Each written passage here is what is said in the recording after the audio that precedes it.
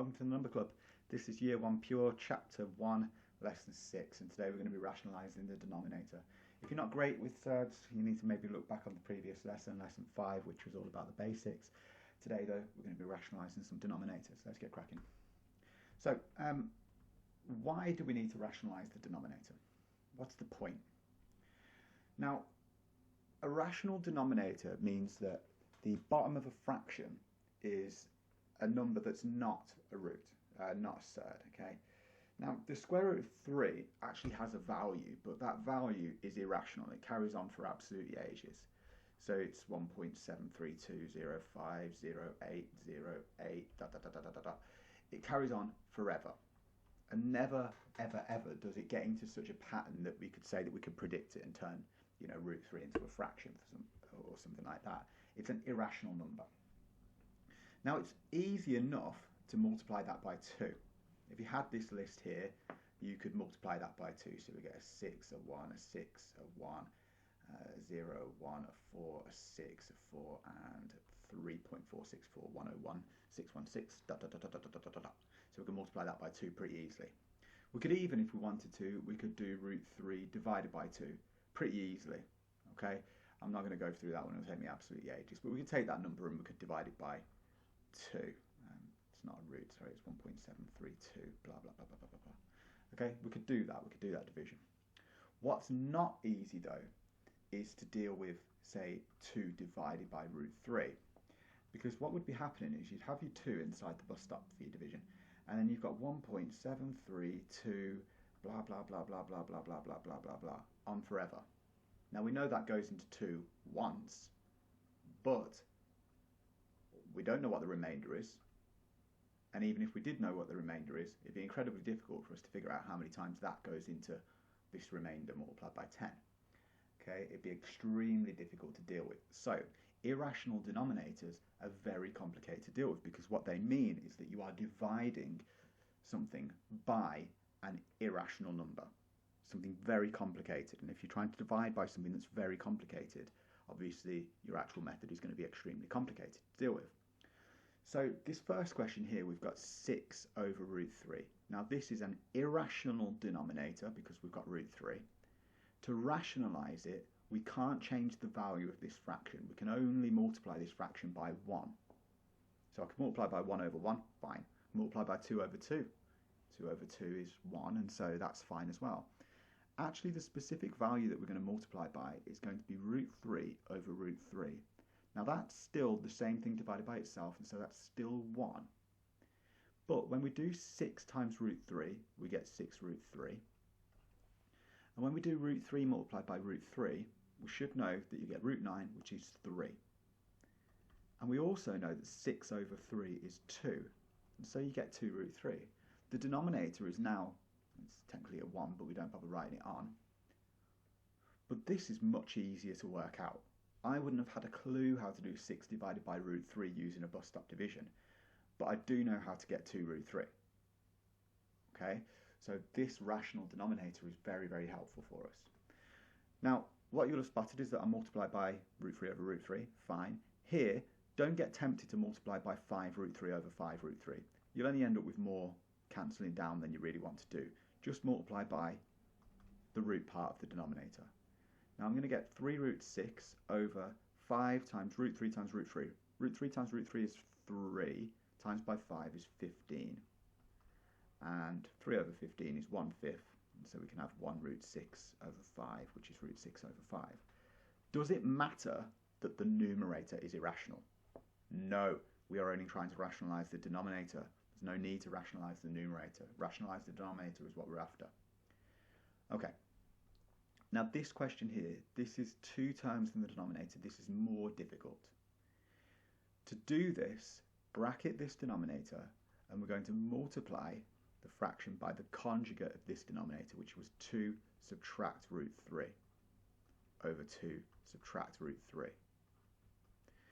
Now, you'll know that we've used conjugates before. If you look back to our factorising lesson a couple of lessons ago, we used them with difference of 2 squares.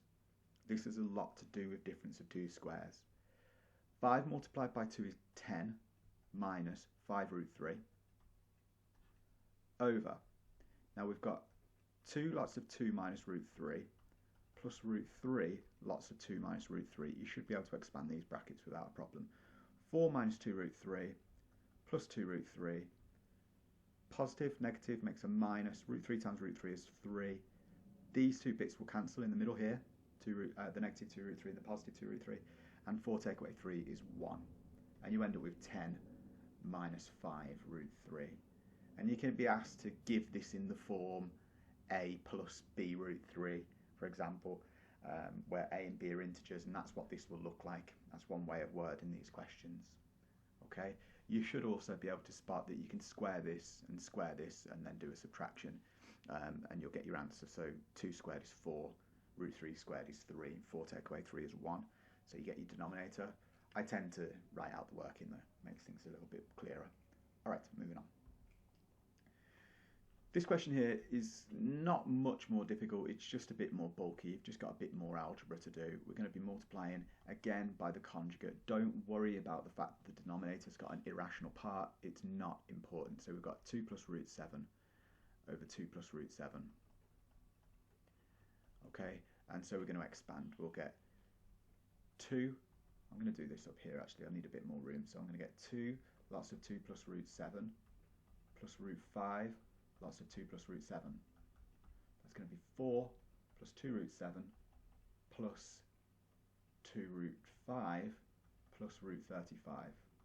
There's actually no simplification that I can do there. There's no highest square factor for any of these other than 1. So that's what my numerator is going to look like.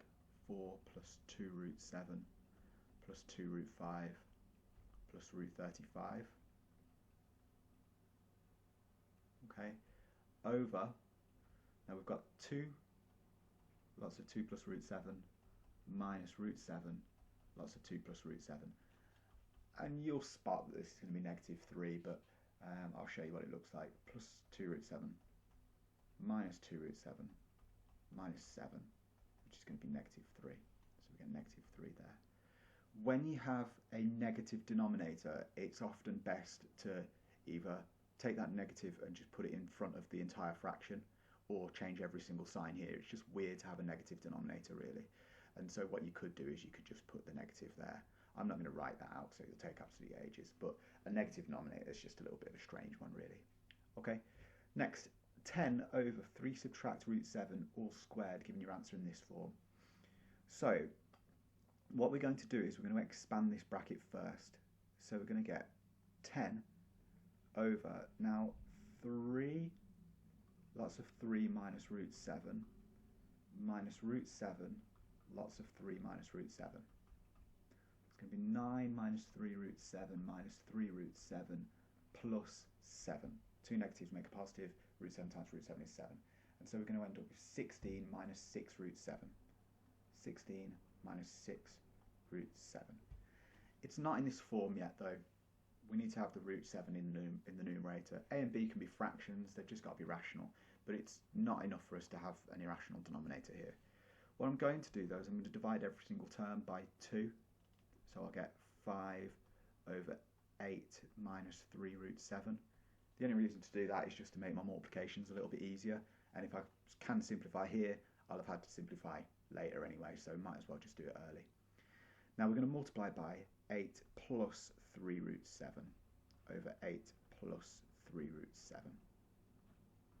Okay, it's fine to be multiplying by a denominator where you've got a coefficient to it, that's not a problem at all. In the numerator, 5 8s are 40 plus 15 root 7.